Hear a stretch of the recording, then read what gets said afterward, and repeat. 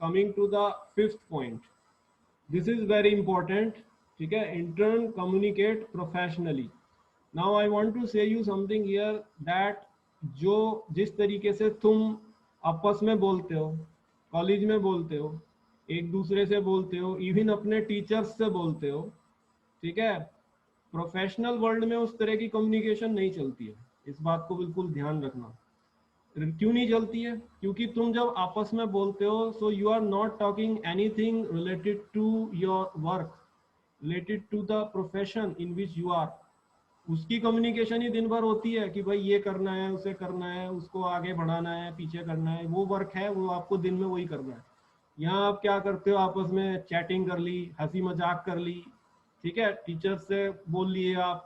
ये चीज जो है ये आपको कॉलेज में मिल रही है, लेकिन एक्चुअल वर्क लाइफ में इस तरह की कम्युनिकेशन नहीं होती है। जहाँ यहाँ आप कॉलेज में इनफॉर्मल कम्युनिकेशन करते हो, बट वर्क प्लेस पर कम्युनिकेशन फॉर्मल होती है। ठीक है, so you have a formal communication through out your work place. आपको पता होना चाहिए कि अपने बॉस के साथ कैसे कम्युनिकेशन की जाती है। आपको पता होना चाहिए अपने से छोटे सबऑर्डिनेट्स के साथ कैसे कम्युनिकेशन की जाती है। आपको पता होना चाहिए कि अपने सह पे जो आपके इक्वल लेवल पर है उसके साथ कैसे कम्युनिकेशन की जाती है। So I would like to say that आपने कभी वर्टिकल कम्युनिकेशन के बारे में नहीं सुना होगा, ठीक है, because these are the points of some management concept हैं ये। जब बॉस के साथ कम्युनिकेशन होती है, ठीक है, बॉस आपको कोई इंस्ट्रक्शंस देता है और आप उस इंस्ट्रक्शंस को अपने सबऑर्डिनेट्स को देते हो। So when you are giving the instruction to the subordinates, you are a boss. And when you are receiving the instruction from the boss, you are a subordinate. Then that type of communication is vertical communication. In organization, we have to go vertically, right?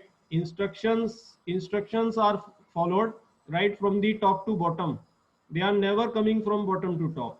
वो हमेशा top से bottom जाते हैं। और इस प्रकार की जो कम्युनिकेशन होती है उसको वर्टिकल कम्युनिकेशन कहते हैं। कॉलेज में देखो कौन बॉस है, कोई भी नहीं है। कॉलेज में आपका कौन सबऑर्डिनेट है, कोई भी नहीं है। तो इसलिए आप सब अनफॉर्मल इनफॉर्मली बोलते हो। बट ऑर्गेनाइजेशन में you have a boss, organisation में यू हैव अ सबऑर्डिनेट्स, ठीक है। So you have a structure. In college you don't have any structure. So that is very important. और इंटर्नशिप एक ऐसी जगह होती है जहां पर आपको यही कम्युनिकेशन सिखाई जाती है। how to communicate with your boss, how to communicate with your subordinates, because there will be some people there in the internship place who are not very learned like you. वो आपकी तरह से पढ़े लिखे नहीं है। हो सकता है वो जूनियर इंजीनियर हो सकता है वो जूनियर इंजीनियर से भी कम कोई आईटीआई वाले हों। You are a qualified engineer, so you are going to an executive post, they are not going to that post. तो आप उनके बॉस हो, तो उनसे कैसे आपको बात करनी है ये आपको इंटर्नशिप में पता चलेगा, क्योंकि वो आपके साथ हो सकते हैं। जो आदमी आपको गाइड कर रहे हैं, जो सीनियर एम्प्लॉयज हैं, वो इस वक्त आपके बॉस हैं। उनके साथ आपको कैसे बोलना है ये भी आपको इंटर्नशिप में ही पता चलेगा। सॉरी, थोड़ा डिस्टर्बेंस था, ठीक है। सो ये जो चीजें हैं ये आपको जो है वहीं पर जाकर पता चलेगी। So I just say that intern communicate professionally. How? You can talk informally with your fellow students and lecturers, because the exchange of ideas is not related to instructions delivered and received on work, right? Whatever the instruction is delivered and received on work is not what is in college. For the boss and subordinates, there is a vertical communication. And across the departments there is a horizontal communication. जब आप एक engineer से दूसरे engineer से बात कर रहे हैं जो आप ही के लेवल का है लेकिन किसी दूसरे डिपार्टमेंट में काम कर रहा है, तो द कम्युनिकेशन का लेवल हॉरिजॉन्टल होता है, अक्रॉस द डिपार्टमेंट कहते हैं उसको। उसके लिए बेटा कम्युनिकेशन डिफरेंट होती है, वो इस तरह से नहीं होती है जैसे बॉस के साथ हो रहा है या सबऑर्डिनेट्स के साथ हो रहा है। So internship will help you to understand this type of communications, right.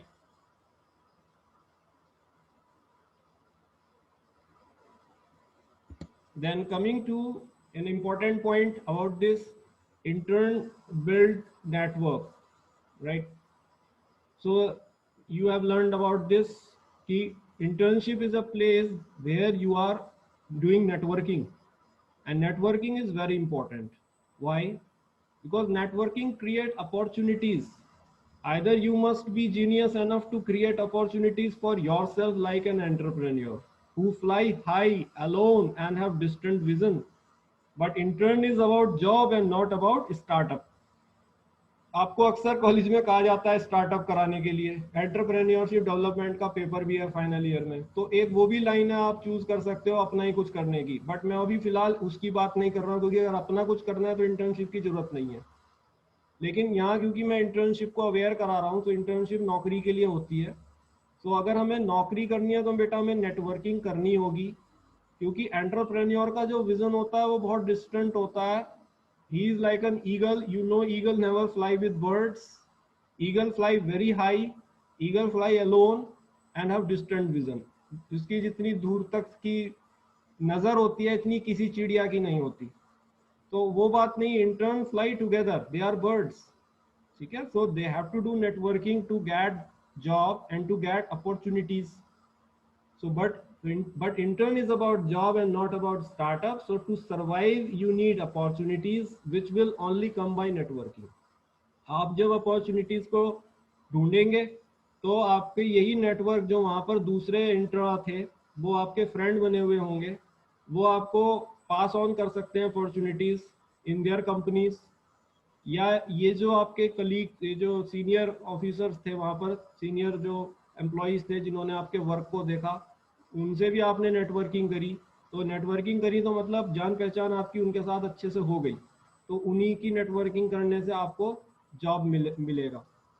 ठीक है, so all these factors will help you to build network.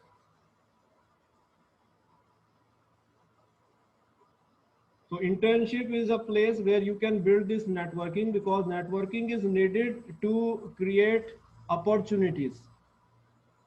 Either you must be genius, or if you are asking for a job, so you need a networking, because without networking opportunities may not come to your way. So internship एक ऐसी platform होता है जहाँ पर आप networking करते हैं।